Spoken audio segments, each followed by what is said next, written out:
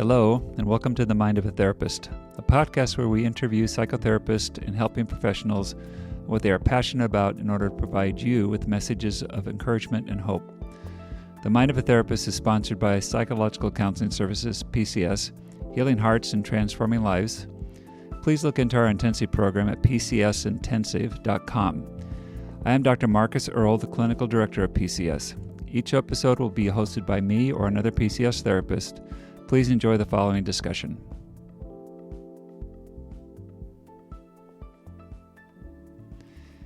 Hello, this is Dr. Marcus Earle, your host today for Mind of a Therapist, and I'm sitting across from Roman. And so, Roman, if you could just introduce yourself to our audience, that'd be great. Yeah, my name is Roman. I'm one of the LACs here at PCS. I've been on the staff since, I think, December, officially. Yes. I was a consultant for quite a long time. I like to claim that I've been here for 9 years at this point. Well, that's true, because for the previous 9 years, you were doing what? Yeah.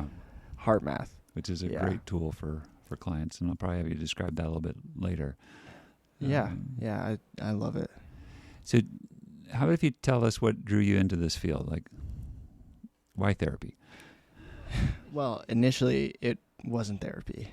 I think when I started to become interested in actually becoming a therapist was in undergrad when I started taking some 300-level psych classes, and I was like, oh, this is actually pretty interesting. And working here doing heart math really helped in shaping my experience of what it would be like to work with people one-on-one and see what it's like to kind of be in session with someone and help them work through and kind of seeing the change. But before that, and I think without my experience in heart math, I might not have become a therapist. I used to think that therapy wasn't a real job. You're just talking to people. Yeah. Well, how helpful could that be? Thanks for bringing that vulnerability. You learn a lot about it. Yeah. I was, but then seeing it and doing some work myself, I was like, wow, this is really interesting and really, really awesome. Nice. So how did you find heart math? I found heart math actually through my brother was having surgery and he was having a ton of anxiety. And my mom, who's a therapist, knew about it. And so from using it with him, she introduced it to me and I got trained in it and used it myself, and it just kind of bloomed from there. Yeah, because you're pretty young when you started doing that with us. Oh my God. That's on my trauma egg is standing in front of the staff at, I think I was 17. I was wearing JCPenney dress clothes and just blacking out, basically. I came in to say, hey, listen, here's how you can influence your stress and kind of manage your nervous system, all the while blanking and being so nervous. You pulled it off, though. I remember that. Yeah. I do remember I said that, I got a laugh, and then it brought me back, and I was able to get myself oriented. Yeah, that was an incredibly courageous thing that you did back then. I can't believe I did it, but I'm happy I did. It's been really nice for us to have that continuity, and that's continued to develop, and gone from meeting individually now to have it as a group. Yeah. How about if you describe Heart Math just a bit? Yeah, Heart Math is a company, and they make various devices. They have some for like laptops, but what we typically use is the mobile version. And essentially what it is biofeedback, measuring your heart rate variability and utilizing that measurement to kind of reflect how coherent you are or what kind of emotional state you're in the moment. And as we practice something like meditation or mindfulness, and we try to influence a state of calm or feeling relaxed, the device shows us whether we're going in that direction, or what typically happens is we stress about relaxing, and it shows it when it goes down, and you get that opportunity to like take a breath, smile, realizing you're stressing about relaxing and trying too hard, and then feeling out and figuring out what it's like to get there in a way that is fluid. We're kind of allowing ourselves to relax without forcing ourselves to relax. And that difference is very subtle, but once you find it, is incredibly, incredibly powerful. Yeah, I like that. That's good. So it's really, the body's always giving us feedback. We're not always great about paying attention to that. And this helps you to pay more attention. It kind of forces you to. You really can't lie to it, which is cool. That's good. Yeah. I'm always looking to get around things. So. Oh, yeah. Oh, me too. So now you've been doing this for a bit. What are you enjoying the most about doing the work? Like, what areas are most drawn to? Yeah, when I first started, I was all about mindfulness and just skill work.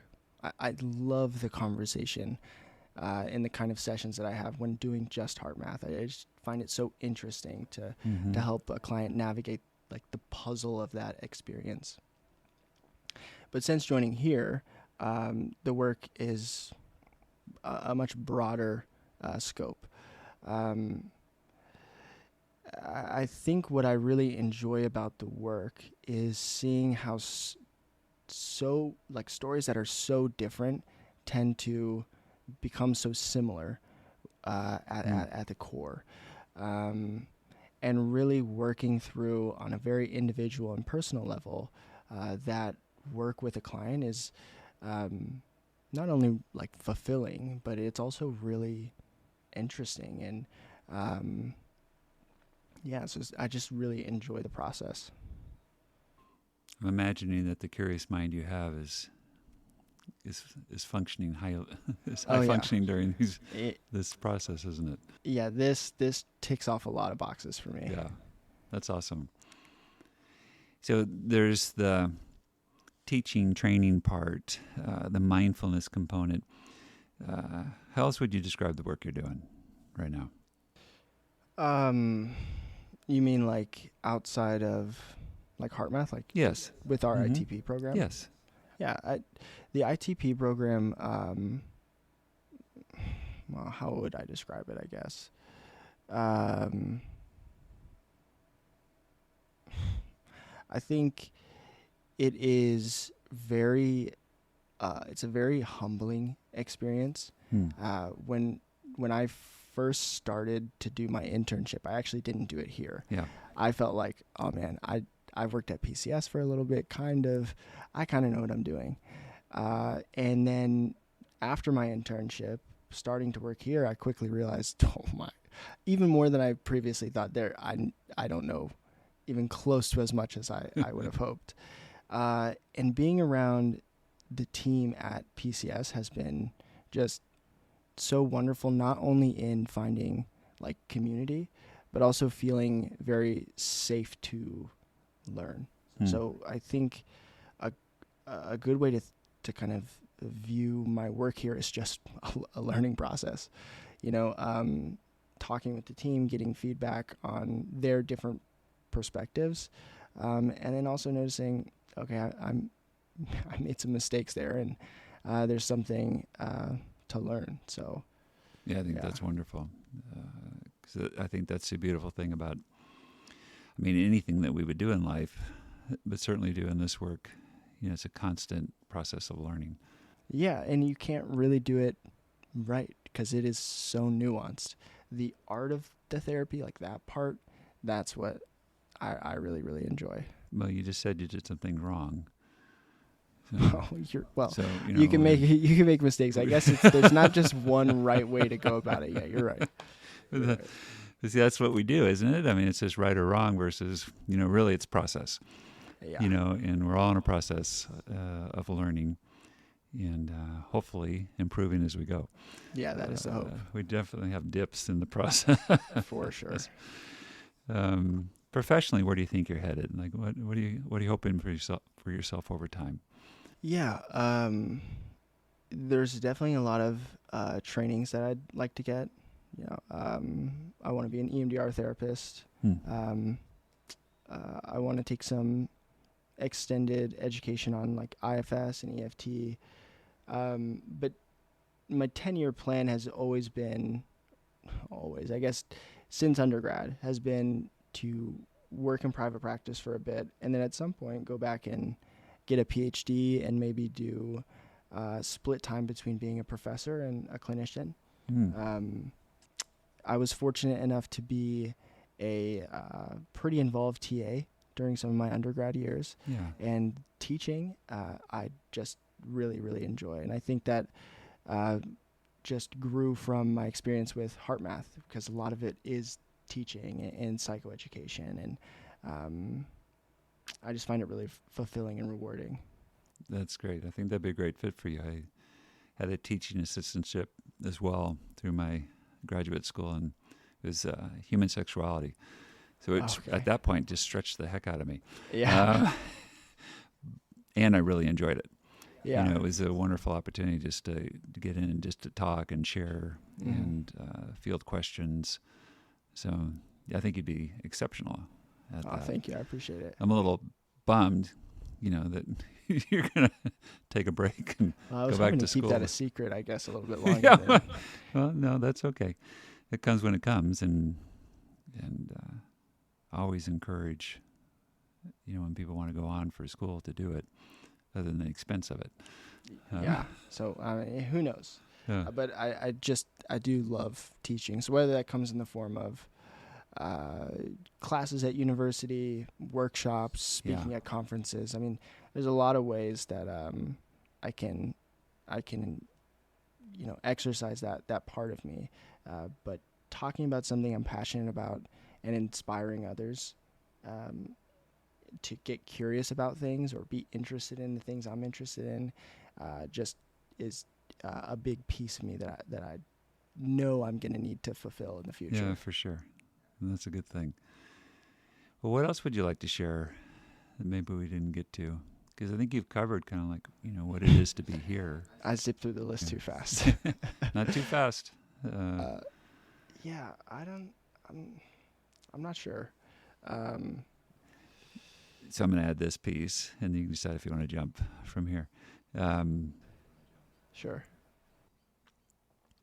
What I like is that when I ask that question, what I see is you just kind of go in and you're thoughtful about it. Okay. And that's one of the things that I think is one of your great qualities is how thoughtful you are. You're able to slow down, practice the mindfulness that you educate people on, and just consider different perspectives.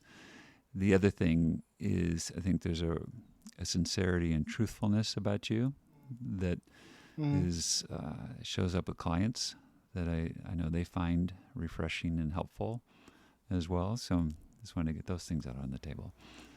Yeah. I think with, I think being able to show up genuine, we talk a lot about masks, and it's, right. Really easy to show up and kind of put your therapist mask on and, be what you view as a therapist. And, but when you take the mask off and it's you in the room with the client, the ability to really feel where the client is and how to be in that moment with them is the specialness of the process for me. And I think that really comes from being able to have a sense of genuineness or openness and really normalizing the process when it needs to be, and also challenging and firm in those other instances. The relational part of therapy for me, I think, is the thing I really, really enjoy. Assessment stuff, I could kind of maybe take it or leave it. But really when it gets to have that, relational, that moment where maybe a client who hasn't been seen feels seen, is just like, that's beautiful. It is special. Agreed. Well, thank you. Thanks for taking the time to join me right now. So. Yeah, of course. Okay. Bye. Please press the subscribe button, as well as rating and providing a review of our podcast. This helps others to connect with what you have been hearing. If you have any questions, please contact us at themindofatherapist@gmail.com. These questions will be kept anonymous. I want to thank Eric Price for the wonderful music you hear in this podcast. Additionally, this podcast was created to provide accurate and authoritative information on the subject matter. Although we are interviewing licensed therapists, they are not your therapist. This podcast is not intended to serve as direct medical advice and should not be used as a substitute for direct professional help. It is given with the understanding that neither the host, publisher, guest, or PCS are rendering legal, medical, or clinical professional information.